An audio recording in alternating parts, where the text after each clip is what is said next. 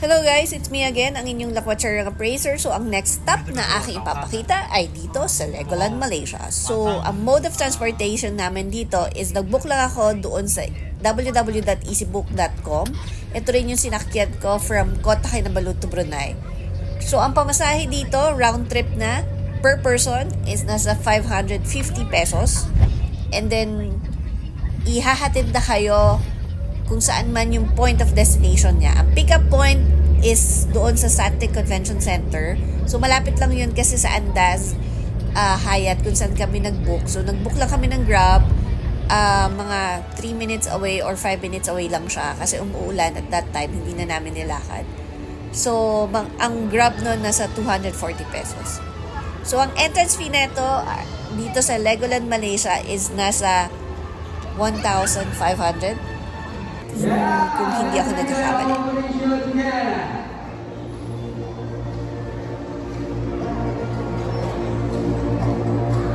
Ang cute ng zebra. Right now, we always got let me hear your voice. Are you guys ready for opening show?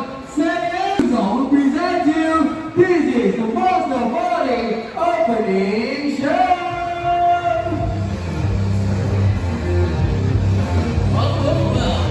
It's good to see all of you today.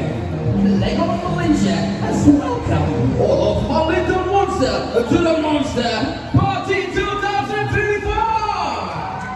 You know, always pick my favorite because we have a lot of shows, performance, and giveaway to all of you. And before we start our opening show, let me hear your voice. You don't know what you don't know.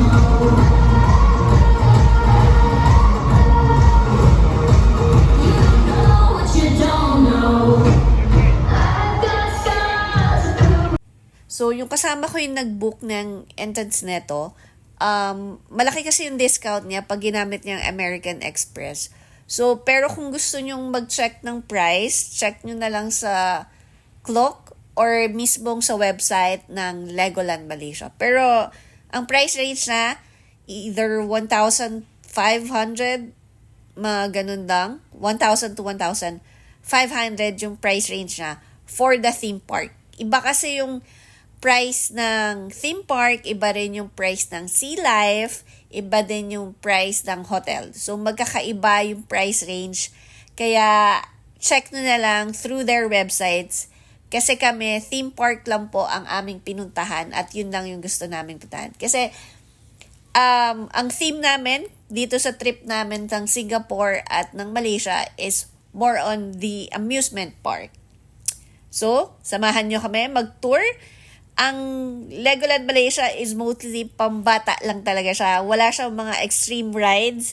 Siguro minor roller coaster. Ganun lang yung pinaka-extreme niyang rides.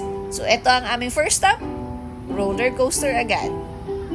They call it Kingdom, kung ano man siya. Pero, most ng mga rides dito, hindi po pwedeng mag-take ng videos nor ng pictures. So, kaya wala kami masyadong photos or videos sa mga sinakyan namin kasi bawal po ang pag-take ng videos. Kung meron man ka akong ipapakita, yun patago ko lang siyang nakuha. Pero aside from that, mag-enjoy naman po kayo dito. Marami kayong makikita at marami din kainan dito sa loob ng Legoland Malaysia.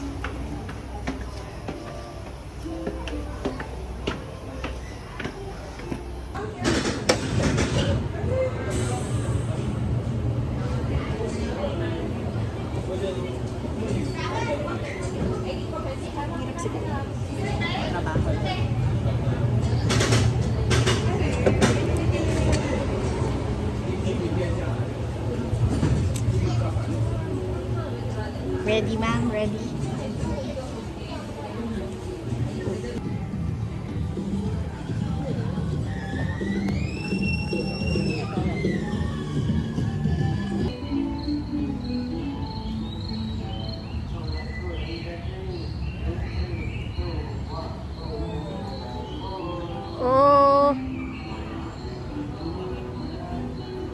Anong gagawin? Ah, hihilahin mo yung sarili mo?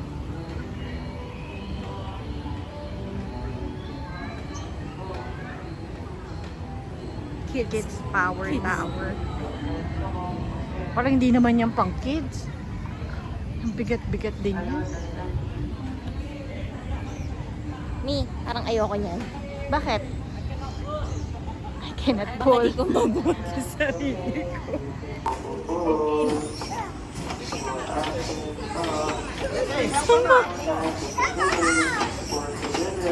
Dali!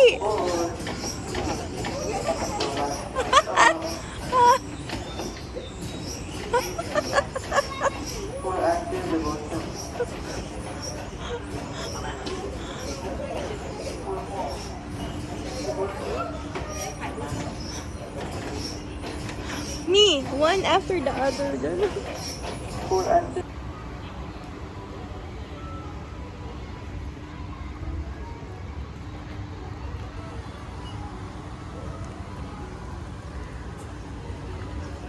Hello!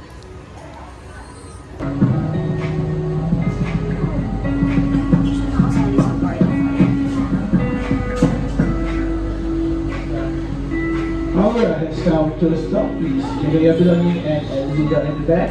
Thank you.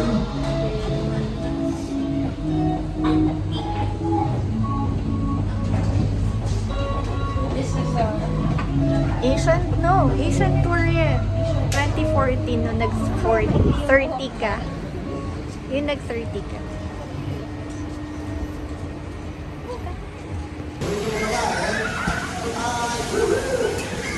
Basang-basa na.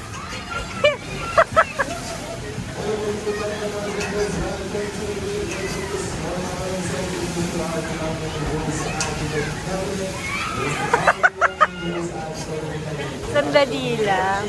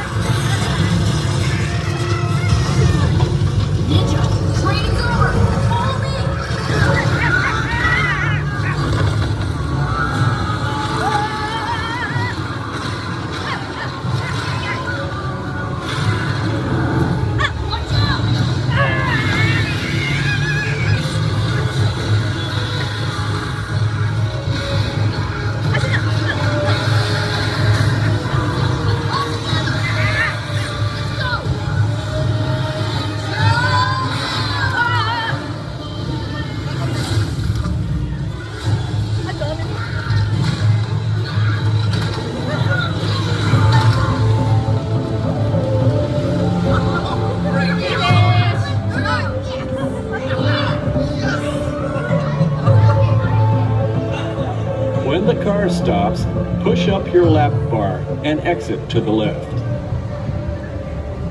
Isa pa? Isa pa, tila tayo.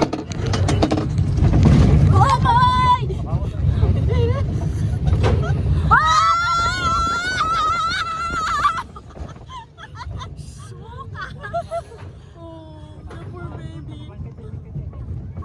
Video mo yung reaction challenge.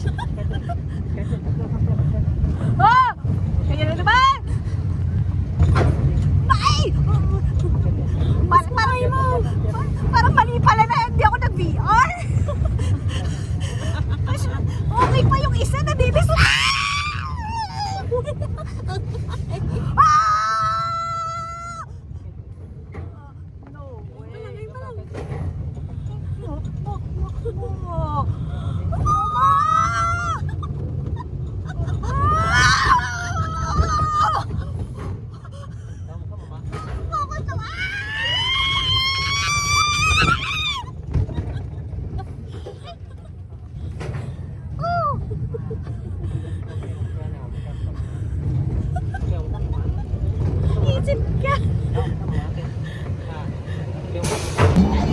So yun lang ang aming capture na moments dahil yung iba ay bawal po mag-take ng video. So patago lang namin siya nakukuha. So isa lang ang aking pakiusap pagpapasok kayo from Singapore to Malaysia. Dahil kailangan nyo mag-fill up online yung digital arrival card. Wala pong bayad yun if you are a Filipino or a US citizen. Yun lang ang aking alam sa nationality, pero sa iba hindi ko alam. Pero again, wala pong bayad yon. Be aware of the fake websites kasi maraming kumakalat na fake website dito online pag nasa Singapore at nasa Malaysia kayo. So tanungin nyo lang kung sinong accounted personnel, kung ano yung sasakyan nyo, tanungin nyo kasi kung ano lang yung pinakita nilang QR, yun na lang ang scan nyo kasi marami daw talagang fake website na nagsasabing may bayad ang pagpasok at paglabas dito sa Singapore and sa Malaysia. So hanggang sa muli, ito ang inyong Lakwat Sharing Appraiser. Mabagal man ang aking subscriber pero maraming salamat. Hanggang sa muli, maraming salamat sa inyong panonood. Paalam!